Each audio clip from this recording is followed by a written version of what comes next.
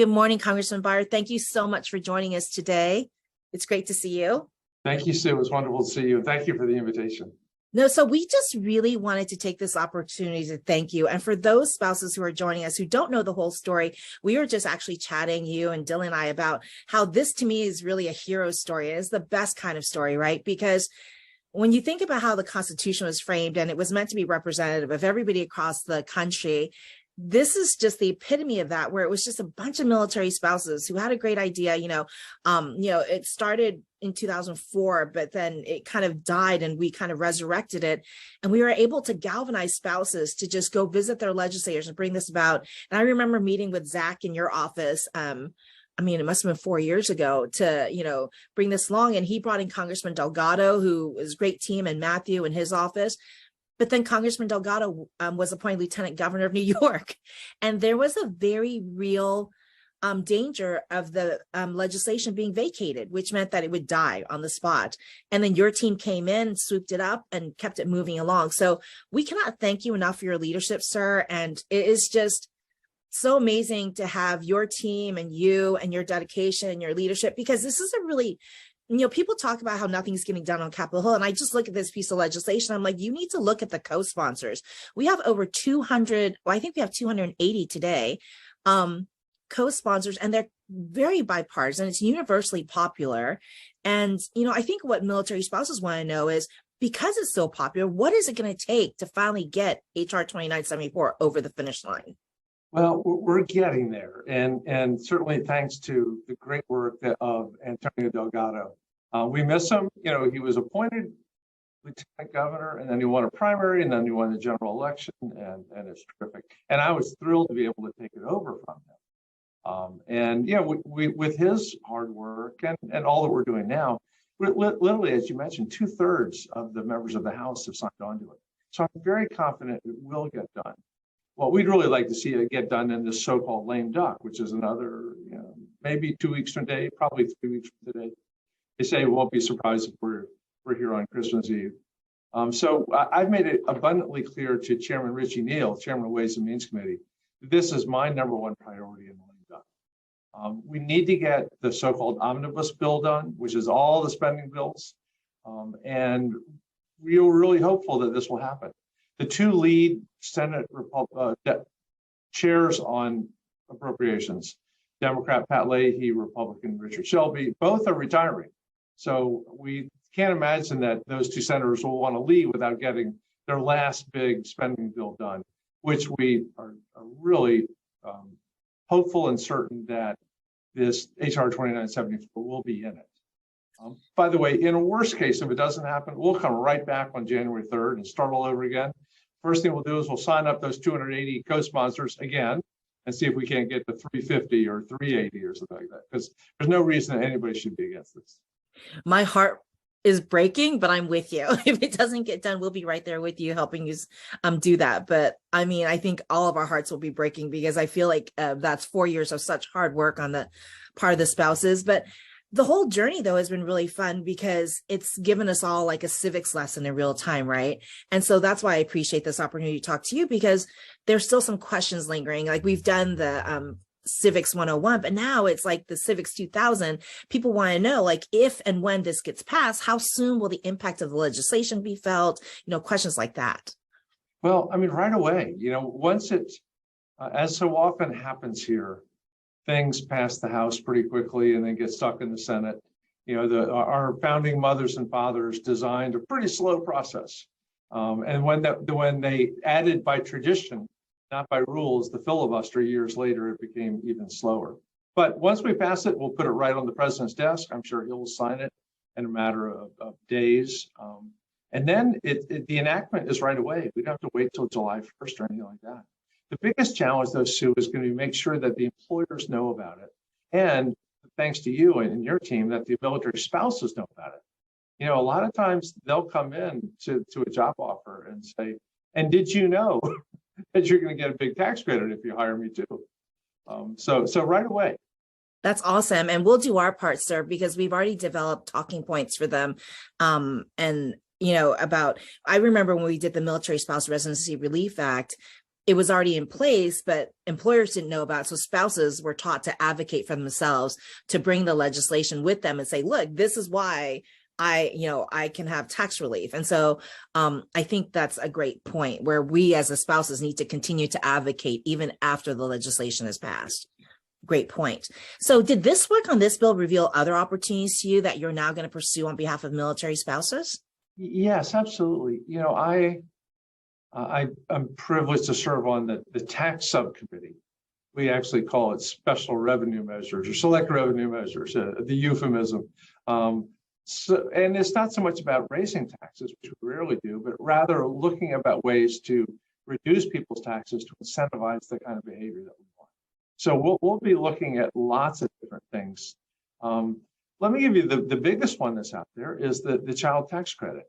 In the American Rescue Plan, which is a little controversial, but we saw that it reduced child poverty to 5.2%, which is the largest, the smallest number it's ever been in American history. Forgive the beeping over the hill. You can tell that's makes this authentic. That's the call for the vote on the Jackie Walorski bill this morning, which is all about children and health, by the way. So this is a wonderful thing.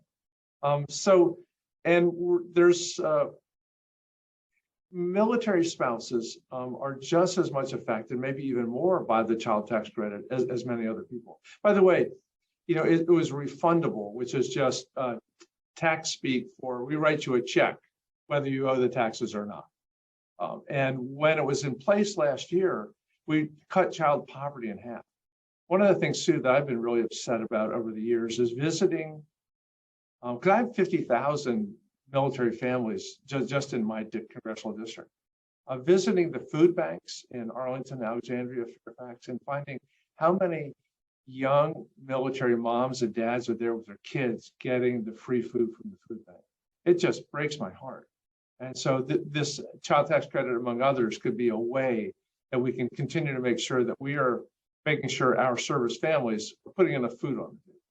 No, I appreciate that. We all appreciate you keeping our military families front and center, because I know that just demographically speaking, less members of Congress have served, so there might be less awareness of military family issues. So I appreciate that you are so in tune with your constituents, that you keep them in your forefront. I mean, we cannot thank you enough.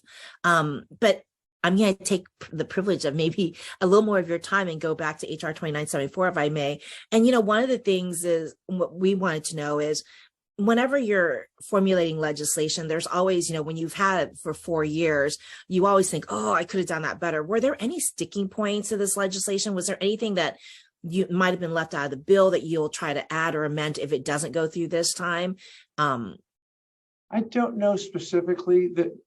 Although the big challenge is making sure that employers are fully aware of the work opportunity tax credit.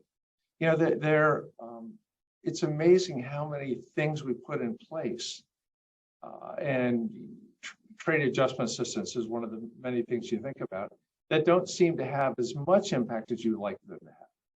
And my guess is that there are many, many more military spouses or just people in general that were eligible for the work opportunity tax credit that never got to take part of it. So I'm really so thrilled with this partnership, because I feel pretty confident that you're going to make sure that almost every military spouse in the country is aware that employers have a real incentive to hire them. But that awareness, just because you pass a law doesn't mean that people know about it. And I think it benefits the employers, because, the ones that are eligible, because it doesn't hurt. Extra money back does not hurt, right? No, absolutely not. And, my dad used to say that expense walks in on 2 feet and it walks out on 2 feet. So if you can reduce the cost of that expense walking on 2 feet, that's good. And by the way, I'll tell you, as a longtime business owner, business manager, the only thing we have to sell are people. I mean, yeah, we have a product, but basically everyone else has the same product. It's our people that make all the difference. So making it easier to hire them, bring them in, train them, that's a great thing. And I think it also, we don't talk about it enough, but it also feeds right into recruiting and retention, because we just feel, and I know you agree with this, is that, we just want the best and brightest serving in the military. And we never want them to have to make the choice between serving their country and doing what's best for their country, for their family. So if a military spouse wants to work, they should be allowed to work, which is why we all focus so much on this WOTC bill, because to have something codified at the federal level to incentivize employers to hire military spouses, that's an amazing thing, sir. And we cannot thank you enough for your leadership on this. Yeah, and Sue, there have been generational changes. If you went back 2 generations, to the 50s or the 40s, it wasn't expected that many of the wives, particularly, were going to work outside the home. Now, I have 3 daughters. Every one of them is working hard. Every young woman I know is out there making their own path. So the notion that, and whether the spouse is a man or a woman, that you're going to have to sacrifice your career for your military active duty husband or wife, that doesn't fly anymore. I was ambassador in Switzerland for 4 years, which is a wonderful job. But the one strain was that my poor wife, who has had a wonderful career, couldn't work. Ultimately that made our decision to come back sooner than we probably needed to, because she wanted to get back into her career. And so this act will make a really healthy thing, not just for the work progress, but of the various military spouses. I bet it will help the marriages too.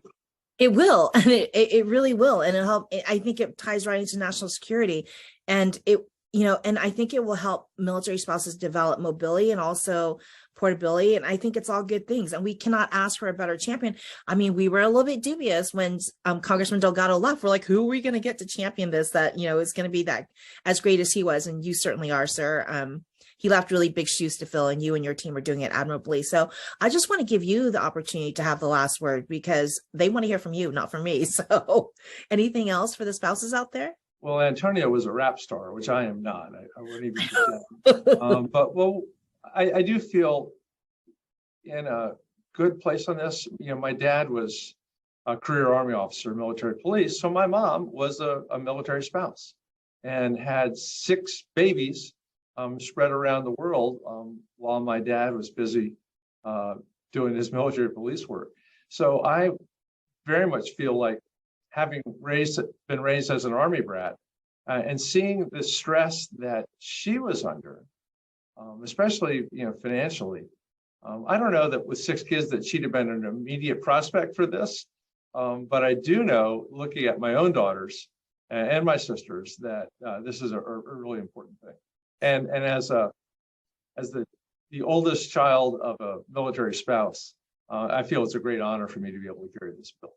This is awesome. And if you could leave one last takeaway for the spouses and leave a clarion call, what can they do to help you move this across the finish line in the 117th? Sue, that may be the most important question you've asked, because